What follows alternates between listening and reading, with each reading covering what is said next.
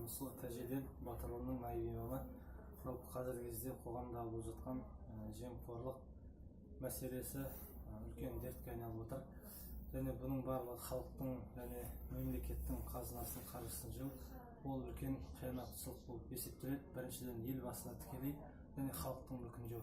Жалпы исламда бір нәрсені осылай ұрлаумен, адамдардың шығып жатқан алдынан тартып алып жеу, немесе осылай арандатумен алған табыс үлкен харам нәрсеге келеді. Және оның отбасыларында тапқан сол әрбір ұрлап жатқан нәрсесінде жемқорлықпен салып отқан қалтасындағы нәрсенің барлығы ертең тозақта және өзіне осы өмірде ешқандай берекесі болмайды. Және екіншіден үлкен елбасыға жасалған қиянат болып есептеледі. Себебі елбасы сол нәрсеге, сол адамға, сол мемлекеттің қазынасын, қаржысын оған беріп отыр, ал ол үлкен елбасына қиянат істеді. Және екіншіден де Алланың алдында осындай қиянатшылдығы үшін жауап береді екен. Себебі қасиетті Құран кәрімде Алла тағалаға және оның елшісіне араларынан шыққан ел басшыларына бойұсыныңдар дейді.